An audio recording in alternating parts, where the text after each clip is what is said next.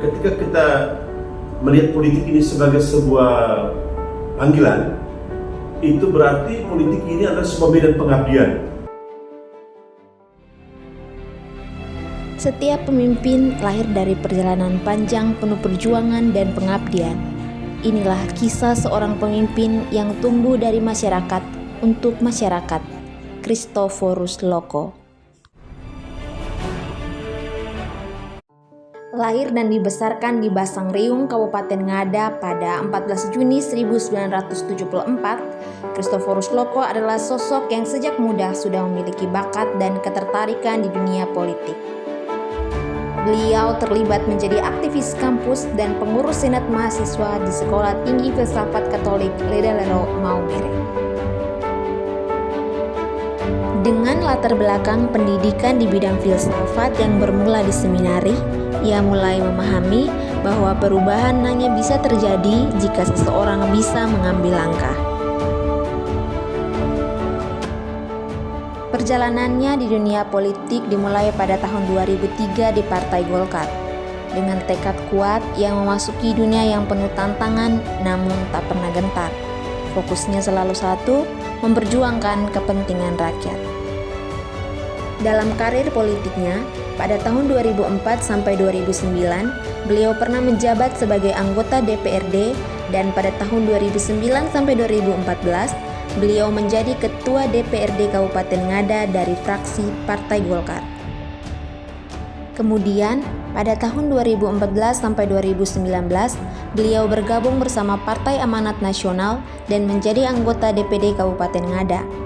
Lalu, pada tahun 2009 sampai sekarang, beliau menjabat sebagai Ketua DPD PAN Kabupaten Ngada, sekaligus menjadi anggota dan Ketua DPRD Provinsi dari fraksi PAN. Hingga pada pemilu 2024, beliau kembali terpilih menjadi anggota Badan Anggaran DPRD Provinsi, sekaligus Wakil Ketua Komisi 3 DPRD Provinsi yang menangani urusan pendapatan keuangan dan aset daerah. Untuk terjun di politik berarti saya harus mempunyai visi perjuangan menjelas sebagai seorang politisi, dan saya memilih menjadi seorang politisi yang profesional.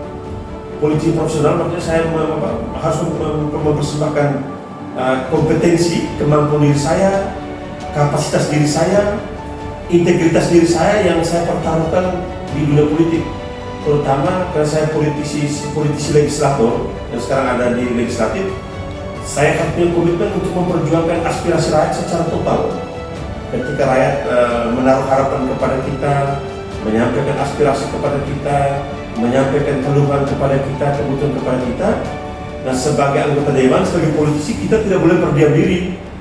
Kita tidak boleh bersikap acut-acut terhadap aspirasi rakyat sampaikan, dan kita harus memperjuangkan itu di forum pengambilan keputusan di DPR, supaya aspirasi rakyat itu kemudian bisa diterjemahkan menjadi program pembangunan, menjadi kegiatan pembangunan yang kemudian bisa menjawab keluhan atau penderitaan yang sedang mereka alami, mengatasi persoalan yang sedang mereka alami. Nah, lalu yang berikut, kalau kita mau menjadi politisi yang profesional, terutama sebagai anggota DPR, kita mesti memiliki memperlengkapi kita punya kompetensi diri, kita punya integritas diri ini dengan banyak membaca referensi aturan, kemudian memperlengkapi diri dengan pengetahuan-pengetahuan memadai.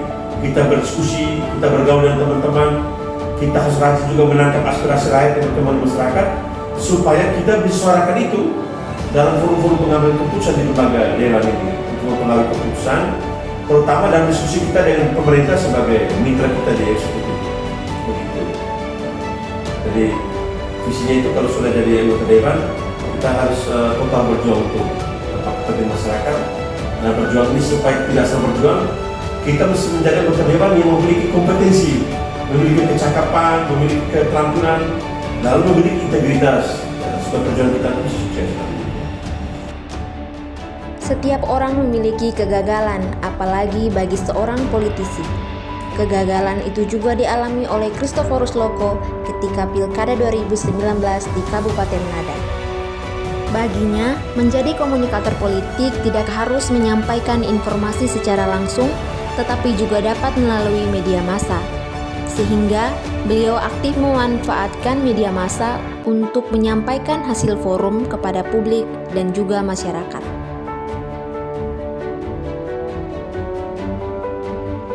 Politik ini sesungguhnya adalah salah satu jalan yang mesti diminati oleh anak-anak muda untuk mendorong perubahan sosial. Kita tidak bisa lagi sekedar mengkritik, kita tidak lagi sekedar menyampaikan protes untuk merubah sebuah sistem pemerintahan yang tidak dua. Nah, sudah nanti pada waktunya kita harus terjun dari dalam, kita melakukan transformasi, melakukan reformasi sistem perpolitikan kita, pemerintahan kita gagal berkontribusi bersama. Jadi saya berharap anak-anak muda tidak ada bidang politik, jadi memilih politik ini sebagai medan pengabdian, medan kampanye.